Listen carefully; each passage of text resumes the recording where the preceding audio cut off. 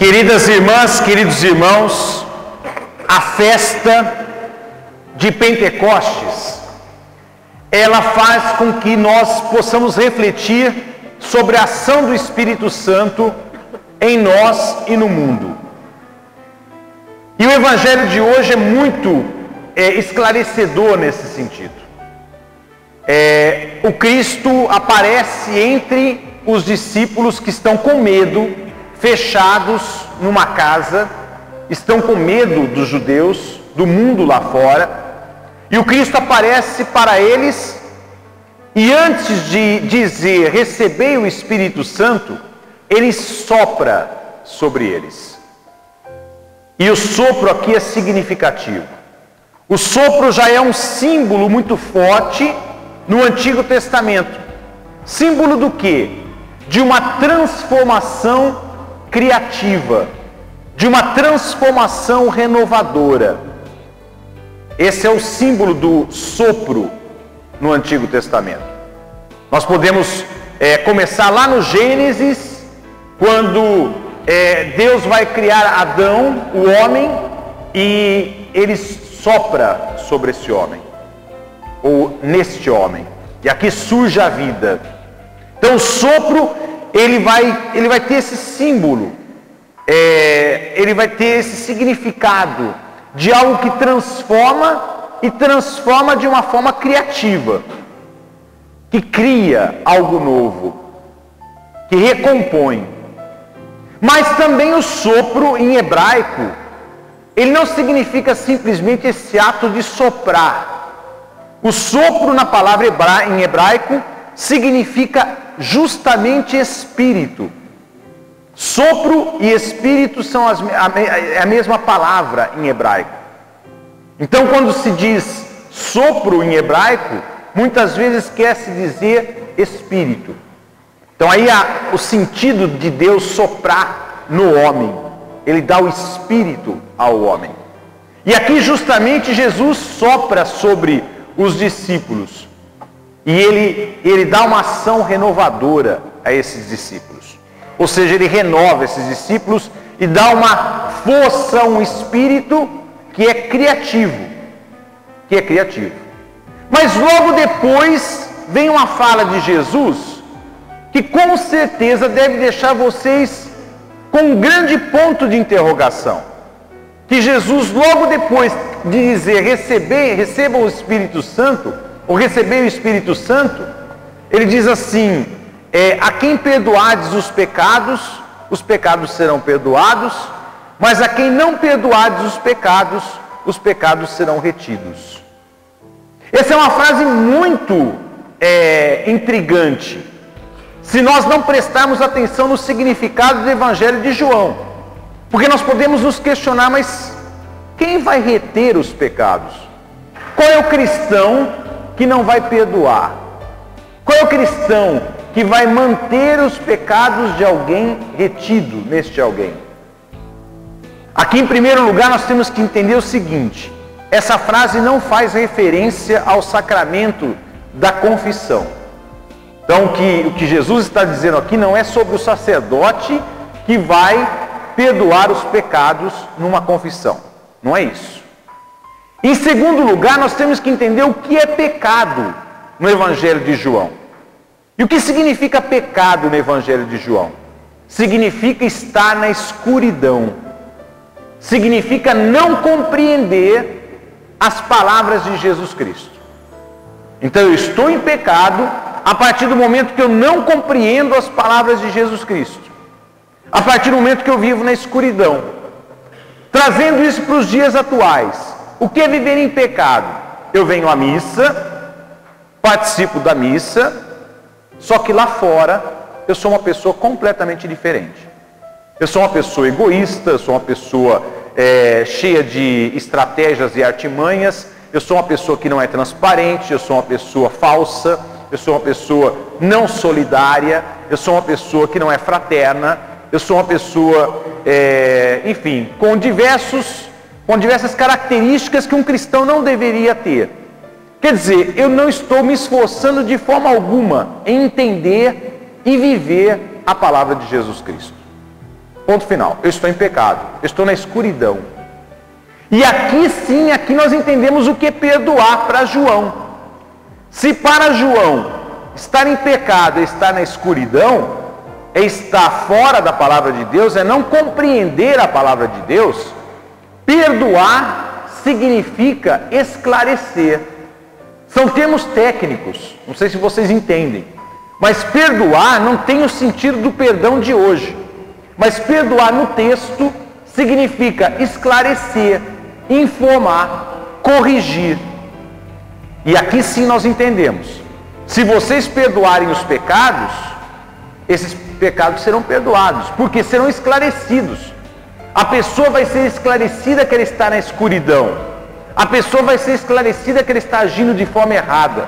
A pessoa vai ser esclarecida que ela está em contradição com aquilo que ela vive na igreja. E assim por diante. Agora, se eu não perdoar, os pecados serão mantidos.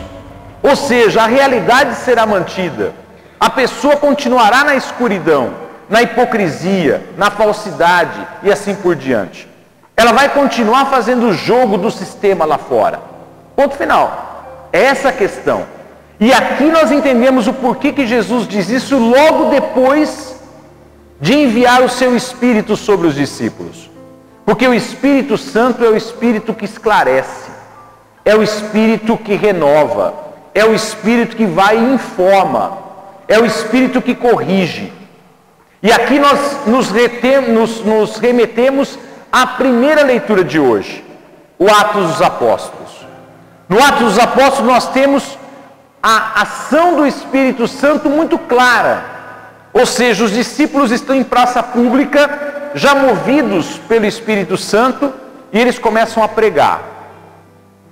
E eles são compreendidos, entendidos por todas as pessoas.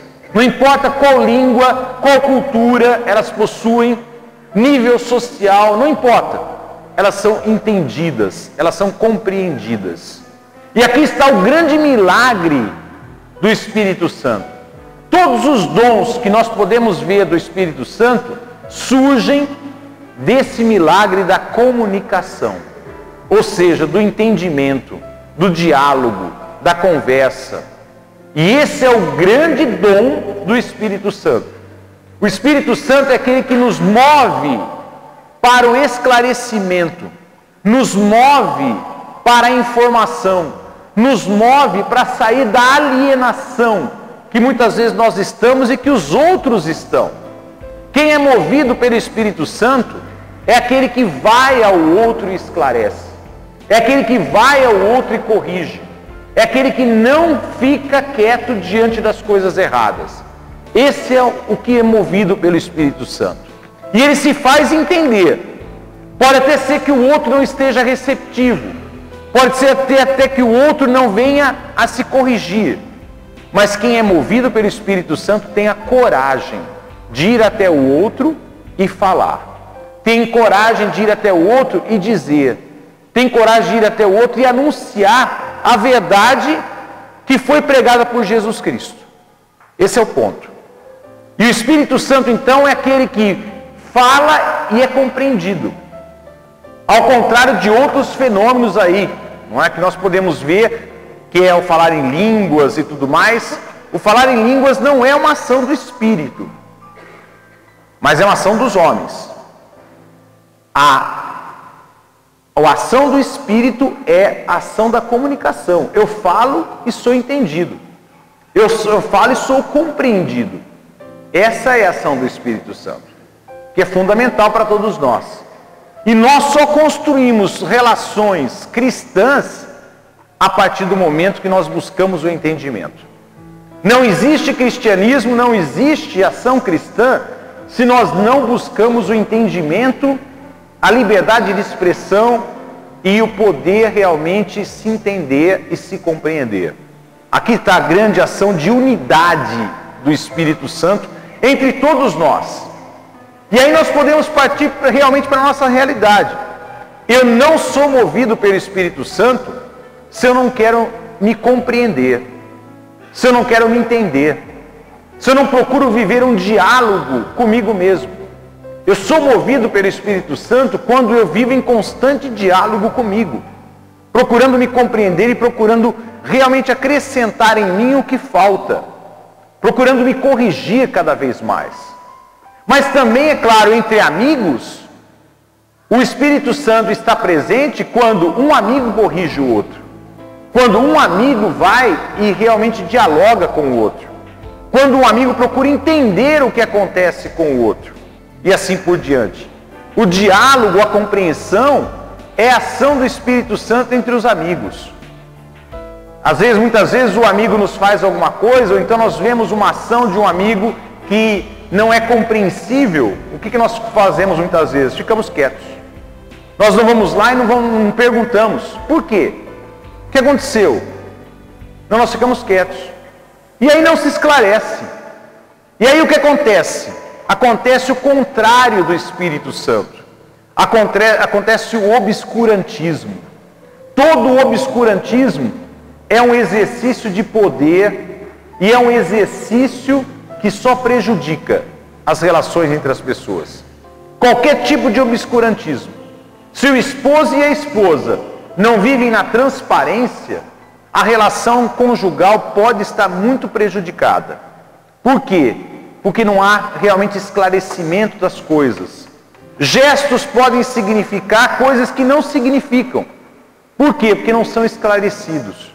O Espírito Santo age sobre o casal a partir do momento que o casal está disposto a conversar sobre tudo na sua relação.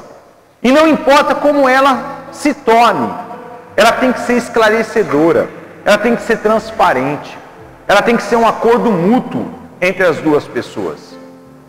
A mesma coisa entre os amigos, a mesma coisa comigo mesmo, a mesma coisa as relações de trabalho, enfim, todas as relações humanas, elas devem ter um esclarecimento. E se elas possuem esclarecimento e estão na verdade, estão na transparência, elas são movidas pelo Espírito Santo. E assim toda uma sociedade, nós podemos transferir isso para todo um grupo, uma coletividade, uma sociedade. Uma sociedade não é movida pelo Espírito Santo quando possui uma educação ruim para todos. Quando nós possuímos uma educação, uma política educacional que não é esclarecedora, que não é enriquecedora para todos, nós não estamos numa sociedade movida pelo Espírito Santo.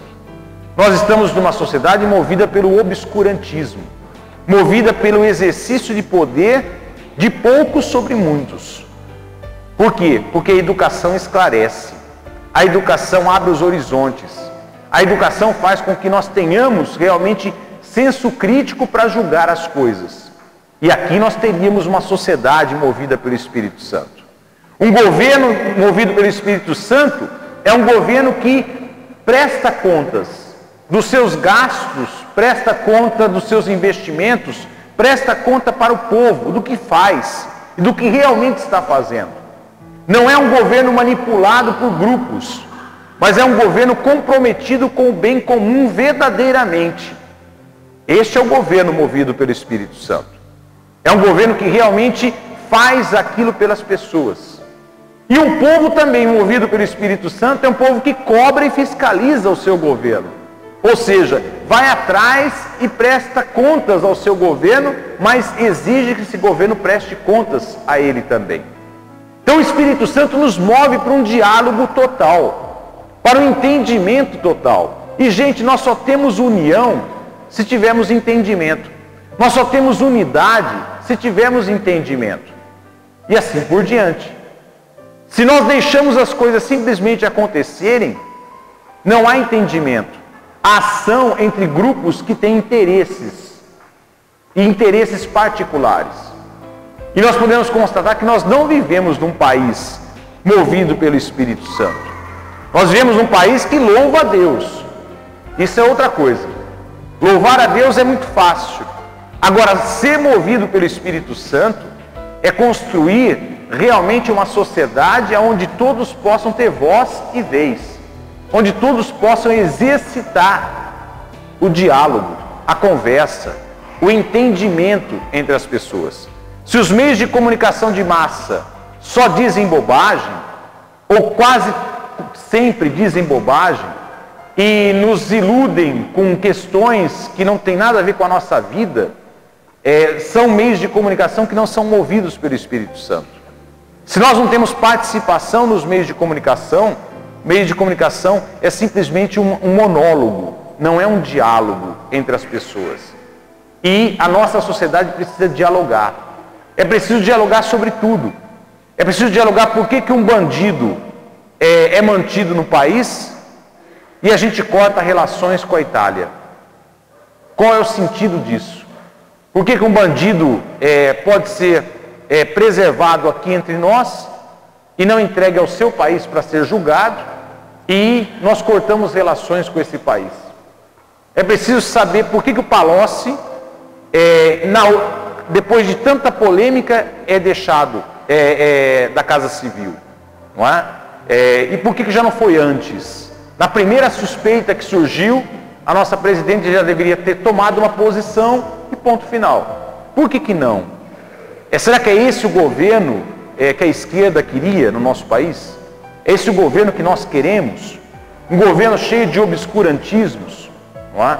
É um governo que não dialoga com a população e com todos. Não é? Nós queremos uma sociedade que dialoga. Nós queremos uma sociedade que realmente o diálogo e a conversa exista.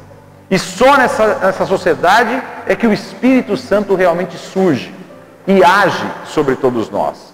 Que cada um aqui tenha realmente a ação do Espírito Santo em si. Ou seja, que cada um aqui busque conversar e resolver as coisas, não é, para o entendimento de todos. E aí sim nós seremos realmente elementos, ou então membros desse corpo místico de Cristo, que é movido pelo Espírito Santo.